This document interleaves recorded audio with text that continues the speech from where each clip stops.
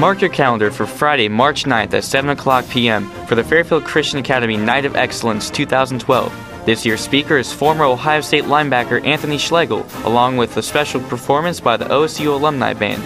Tickets are available at the FCA Elementary Office and Door B, or online at www.fcaab.org. Again, that is March 9th at 7 o'clock p.m. featuring Anthony Schlegel at Fairfield Christian Academy.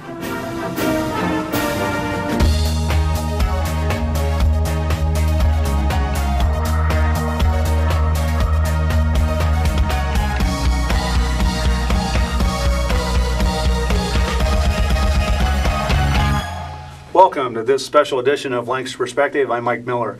Our special guest today in the first segment is Terry Vandervort. Terry is the City Law Director and Prosecutor and a candidate for Fairfield County Prosecutor. Welcome, Terry. Well, thank you for having me. We're glad you could make it today. We have 5 questions that we're going to give to you, and we're going to give you about 3 minutes to answer, and then at the end, if you want to give a general response, that's fine too. First question, why did you decide to run for Fairfield County Prosecutor? I think the position that I'm in right now, Lancaster Law Director and City Prosecutor, I've been prosecuting for 20 years. It's kind of embarrassing to say that, because everyone wants to lie about their age. But 20 years, and in my prosecution in municipal court, what we've been doing is the gamut of drunk driving, domestic violence, assaults, vehicular homicide, cases involving children, and watching the breakdown in the family is one of the issues that really takes a lot of our time. We do about 500 domestic violence cases a year. And those cases are really volatile. Those are the ones that you actually read about in the paper, where either before or after it can become very violent. So as I handled those cases, and our former prosecutor Dave Landefeld retired, I wanted to take my prosecution philosophy countywide and work with, which I already do. I do prosecute misdemeanors countywide, but I want to work with the countywide philosophy on how we're going to tackle our drug problem. Okay. Second question, what skills and experience do you feel best qualify you to be Fairfield County Prosecutor? I don't think there's any better training than being actually in the field as a prosecutor in municipal court, watching the dynamics both of the victims of crime that we deal with, because we deal with about 2,000 cases a year. So it's very intense, it's very high volume, and it demands a lot of efficiency and responsiveness.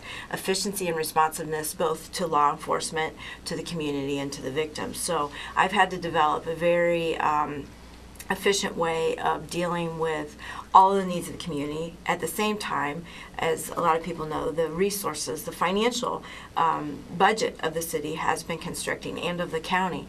So we've actually experienced 2 layoffs of prosecutors.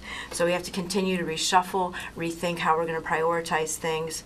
And it's always been a priority in our office that if you're charged with a crime, such as drunk driving, such as domestic violence, that you should plead to the crime and that you should be held accountable to the community for public safety purposes. So we've maintained a 90% conviction rate on our OVIs, which is actually top 10 in the state of Ohio.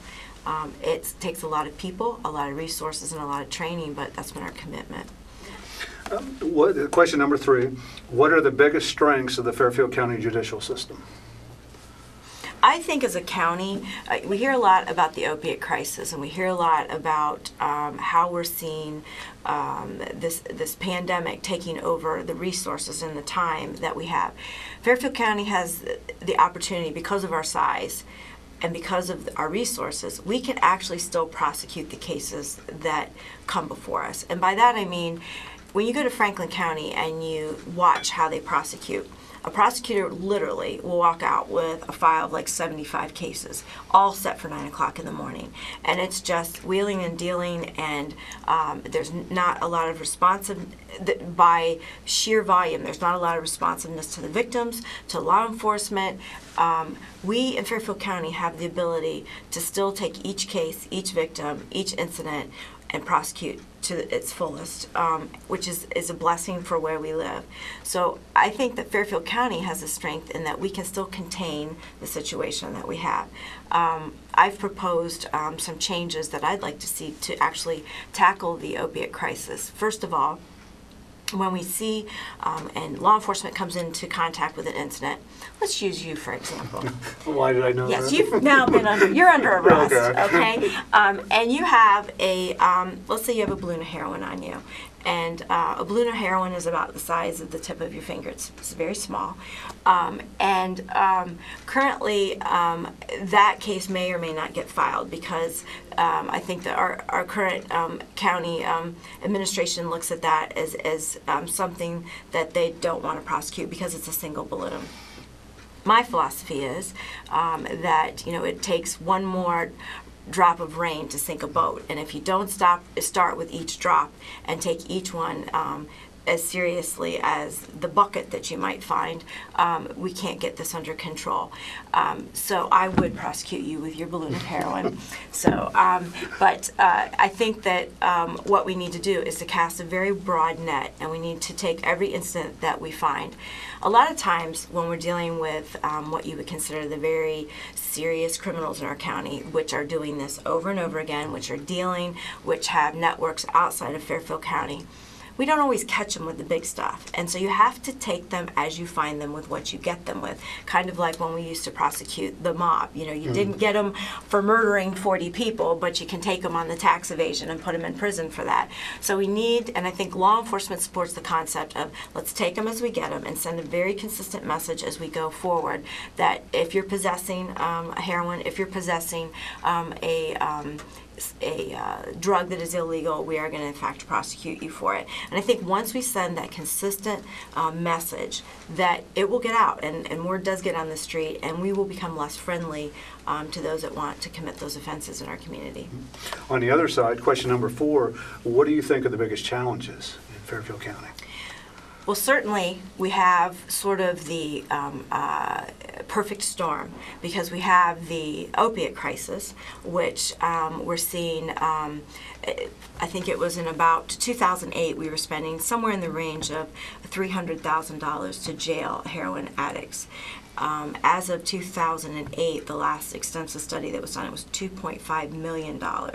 So our tax dollars are, whether we feel it or not, our tax resources in Fairfield County are directly being constricted, not only by this pandemic that we're seeing, but also by the resources of the state. So we're seeing funding cut, we're seeing tax resources being restricted. So you have the need for further enforcement and further resources and more detectives and more ability to jail, and yet you see our budgets going down and we're laying off law enforcement, we're laying off prosecutors, and that's a huge challenge because we need to be responsive and we need to get control instead of the opiate situation controlling us. So to say what our biggest challenge is, I would say it's making sure that those two things, why they're both challenges, we can tackle that. And how we do that is through smarter enforcement. We have a major crimes unit, which is a collaboration of multiple counties that investigate the drug offenses. We need to support those efforts. And the departments actually contribute officers and detectives that work in that unit, and that doesn't necessarily cost us any more money. It just makes us work smarter. And then using the other county's resources allows us to bring in undercover officers, which are able to work more efficiently in our county. So I think that as we move forward, we need to work with keeping efficiency as a priority. One of the proposals that I would like our county to talk about is a shared services model for the prosecutor's office. And that would be in that there's a lot of duplication in what prosecutors' offices do. Whether you're looking at the city prosecutor's office or the county prosecutor's office, we each have a victims unit, and the victim advocates are there to provide advocacy to the victims of crime. And if we shared those services and put them together, we would create a cost savings and have more services. Likewise with utilizing the prosecutors in more of a pool and shared services, we would have more prosecutors, more ability to train, and we would be able to reduce the overhead. So I think that looking at a shared services model could save us up to $300,000 a year. I think that's one way to respond to that challenge. Our last question, and we'll give you 5 minutes to respond. Why should voters vote for you? I think what the voters are going to pull from all of the discussions, and certainly whenever we have the wonderful democratic system that we have, you get to hear the strengths of each candidate. I think that what I'm bringing to the table is a leadership methodology and a proven prosecution record, which is supported by law enforcement. And I think the reason that law enforcement is looking to change, and I'm looking to change the way we're doing business in Fairfield County, is that we can't keep reducing 99% of our felonies. We need to move forward and say, if you commit this offense, you're going to be prosecuted for this offense. And there does get to be a message on the street that Fairfield County is not a pleasant place to commit these offenses. And instead of putting out the welcome mat, we need to put out a big, nasty, unwelcome mat. So my prosecution philosophy has always been one of being victim-centered. So, for example, if your garage was broken into and you had a lot of your tools taken, you can, there's ways that a victim is affected by that. If your items are taken into pawn, I don't know if people realize this, but the state doesn't really back us up either as law enforcement or as prosecutors. You actually have to buy, a lot of times, buy that stuff back. And that doesn't sit well with people, and especially, you know, the elderly and people on, you know, in the state, it's very unusual how our pawn shop ordinances, our state statutes are structured. But if your items are stolen and they're in pawn, I as a prosecutor have some tools. If I do file charges, I have more ability to help you get that out. I also have the ability to help you get it quicker. And if it's being held in evidence, instead of making your tools sit in evidence, I can take pictures of them. And I can prosecute from the pictures so that you get your tools back and you can start, if you're using that, say, for profession or, you know, whatever your needs are in that. So as a prosecutor, I need to be both responsive to you as a victim to say, okay, I need to keep in mind that these are important to you and I need to get these back to you. Secondly, I need to be responsive to law enforcement. And I think that the way that I prosecute is I go to law enforcement and say, we're having this issue. What can I do to help you? I don't think that going to law enforcement and saying, I need you to do it this way. You're gonna handle this situation this way. I think if you want to make something work, you go to the person who's actually putting the tire on and say, how do we make this work so that we put tires on the most efficiently? And I think that's my prosecution methodology, is let's go to the root of the problem and see how we can make it most efficient. So as I look at what I'd like to change in Fairfield County, I'd like to have more of a victim-based prosecution. I would like to have a law enforcement methodology where we're partnering with law enforcement to say, what can we do as a community to support you in these efforts? I think that those big changes will allow us to move forward and deal with what we're seeing with the opiate problem. I think also that as we look at how we need to respond, we're in this situation with the opiate problem for a lot of reasons. The availability, the overprescription of drugs, but we as a law enforcement community can also send the message that this is not business as usual in Fairfield County. So just as we had our first pill mill in Lancaster, which is fortunately now closed, in my involvement in sitting down with the sheriff and saying, in major crimes, how are we going to deal with this pill mill? It was really actually frightening when it opened up, because what we saw is immediately out-of-state plates showing up. And you know right then that you have a huge problem on your hands. So what we actually did was good old-fashioned law enforcement, putting officers on the street and doing heavy traffic enforcement on the areas around the pill mill. The people that want to come and buy drugs, they don't want contact with law enforcement. So as you increase your presence, you make them uncomfortable and they go away. And so part of the reason that we actually lost the pill mill and it left was that the customers did not feel comfortable actually going and visiting the business.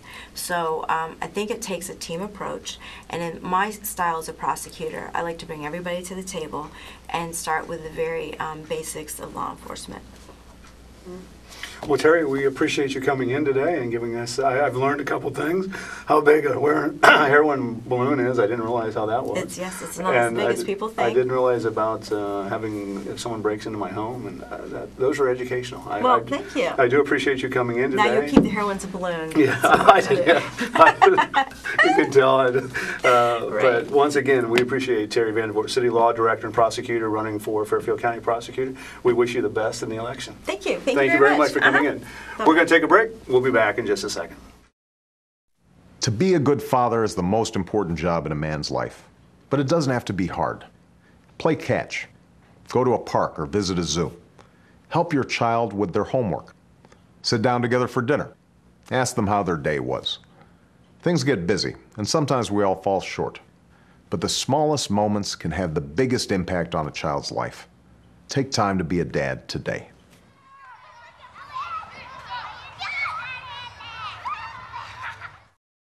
Welcome back to our second segment of Election Coverage 2012. I'm Mike Miller on Lancaster Perspective. Our guest in the second segment is Fairfield County Prosecutor Gregg Marx. Welcome, Greg. Glad you can make it today. Welcome, Mike. Very good to see you.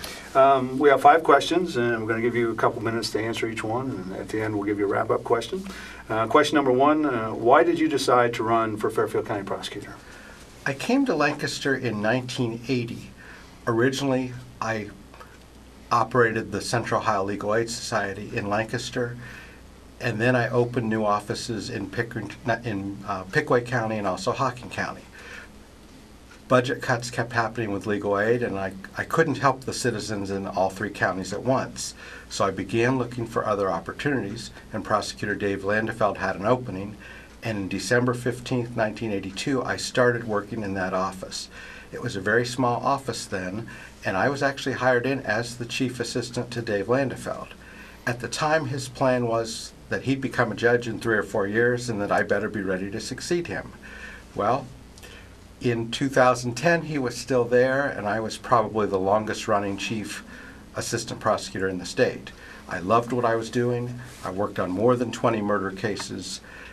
And when Mr. Landefeld finally decided in February of 2011 that he was going to retire, many people in the office asked me to run. Judges and other defense attorneys had already said, when Mr. Landefeld steps down, will you try to succeed him? And I said, of course. So I felt I was ready, willing, and able to do the job, and that's why I want to do it. Question number 2, what skills and experiences do you feel best qualify you to be Fairfield County Prosecutor? Well, the most important skill is that I've been doing the job for 29 years. I've been running the office as prosecutor since May 2011, so voters are able to see what I've been able to accomplish in my brief tenure. I've worked on more than 20 murder cases. I've worked on more than 94 different types of felonies. I have a very active trial practice. The Fairfield County Prosecutor's Office for more than 60 years has had a prosecutor that was hands-on in the courtroom, and that's what I bring to the table. Another skill that I developed that was not expected, when we started, the people working on felonies were Jim Edwards, who I'm certain you know, Dave Landefeld, and myself. And I was the youngest, and I tended to work most frequently with cases where children were the victims or where the victims were very fragile and needed a prosecutor that could spend time with them.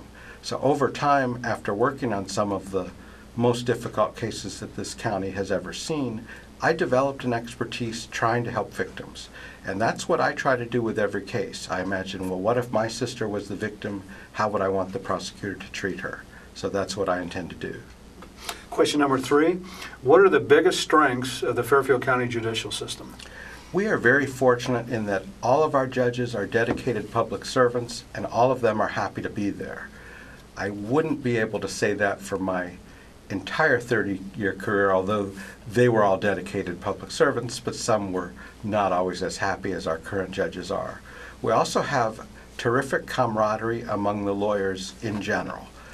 One of the reasons that attracted me to Lancaster was I was treated much better here in Fairfield County than I had been in Licking or Franklin County. Our defense bar is extraordinarily strong right now in criminal cases. Our prosecutor's office is the strongest it's ever been. So those are strengths of the judicial system, that it does work well. Question number 4, what are the biggest challenges of the Fairfield County judicial system? Our challenges are no different than any other county in the state, and in fact, in some ways, we're better off. The biggest challenge is, of course, money.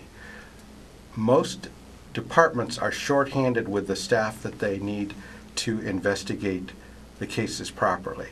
At this point, the Sheriff's Office Detective Bureau is at least 60% below what they should be. The crime rate has been expanding exponentially. In 2009, we had 435 indictments. In 2011, we had 585.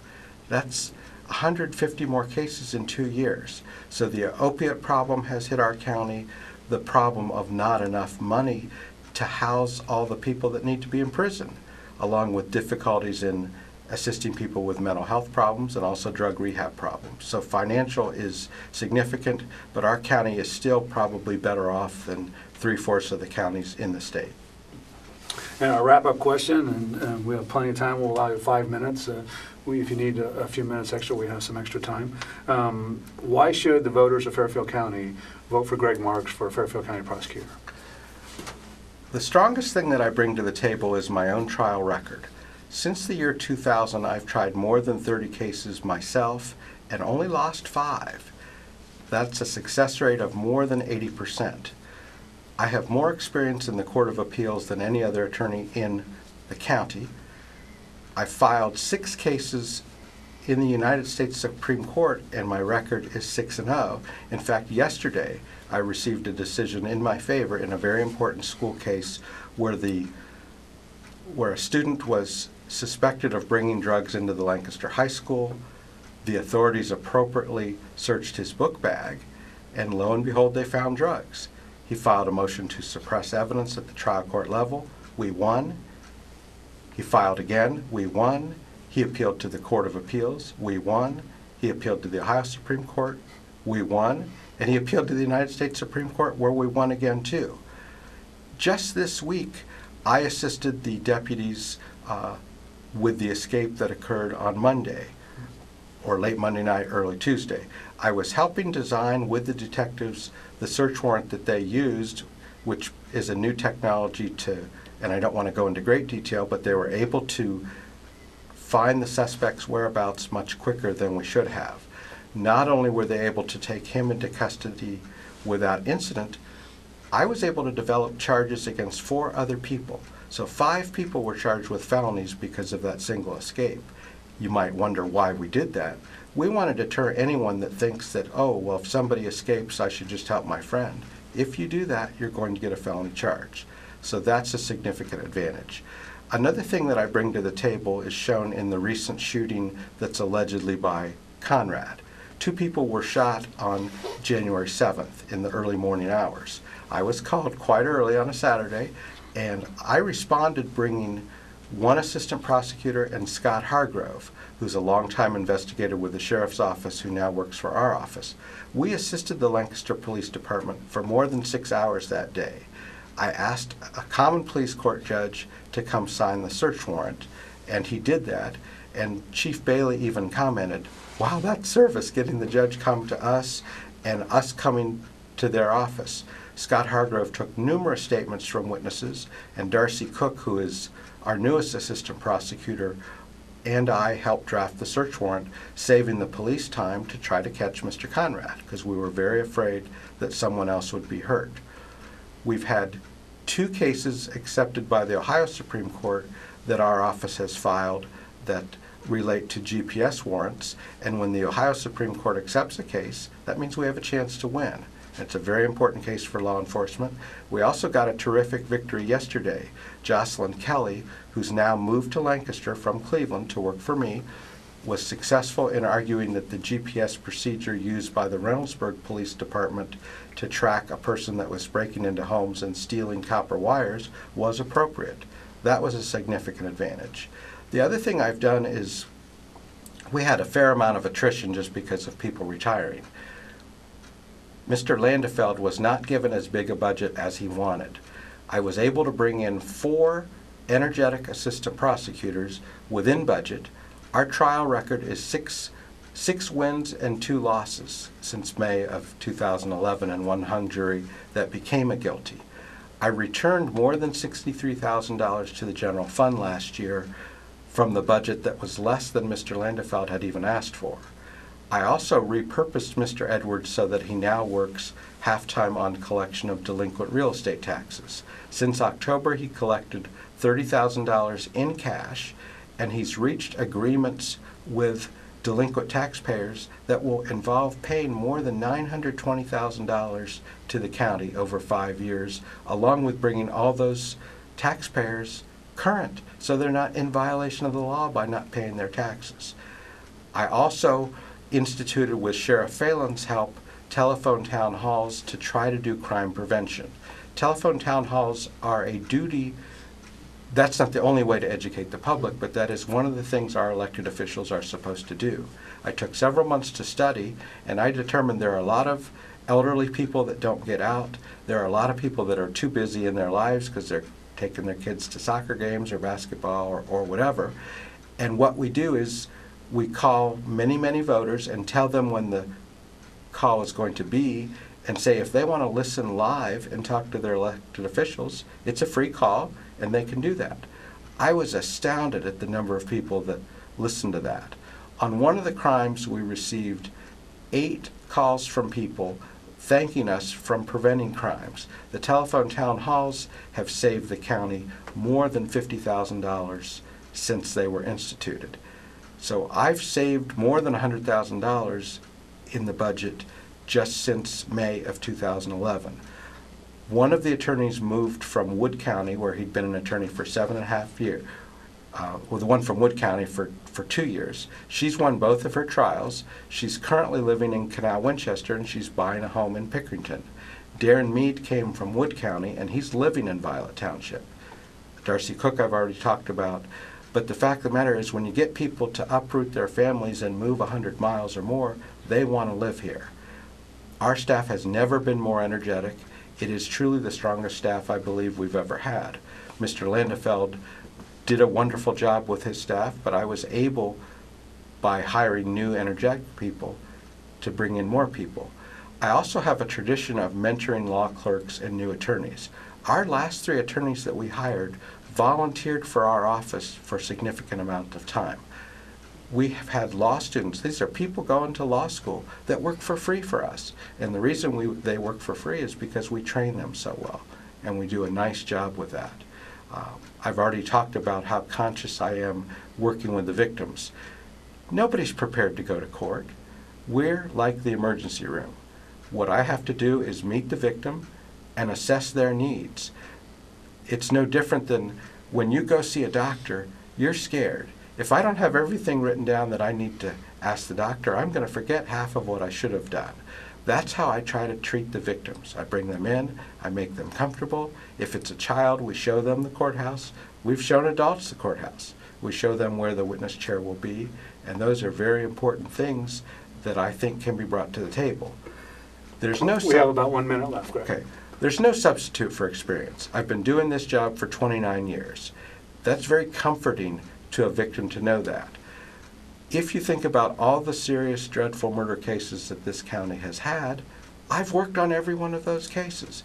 In fact, in the Knox County case that happened last year, the prosecutor had reached a deal with the victim's consent to promise the person that had hidden those bodies in the tree that he wouldn't seek the death penalty if he gave the family comfort by helping them find the bodies. Before he filed papers, he drove to Lancaster, Ohio to meet with me. That's how confident he was in my judgment. That's the reputation I have in the prosecutorial community. I'm a member of the National District Attorneys Association, the Ohio Prosecuting Attorneys Association, and I want to keep this county safe and do it frugally. I'm a conservative Republican. I am endorsed by the Fairfield County Republican Party, endorsed by the Lancaster Eagle Gazette, by David Landefeld, and also State Representative Jerry Stapleton. Greg Marx, we appreciate you coming in. We wish you the best of luck on Election Day, and thanks for stopping in and talking to us today. Appreciate it. Thanks to our 2 guests today, Terry Vandervort and Greg Marx, both candidates for the office of Fairfield County Prosecutor. Remember, get out and vote. Until we meet again, let's make a difference.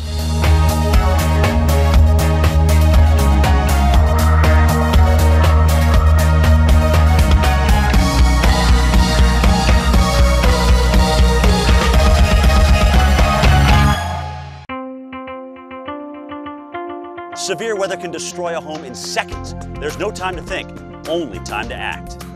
Have a kit so you're ready for any emergency. Develop a plan for what you and your family will do before disaster strikes, and stay informed during severe weather any way you can. It can be the difference between losing your possessions and losing your life. Just ask the owners of this house. Visit ready.gov for ways to prepare your family for emergencies.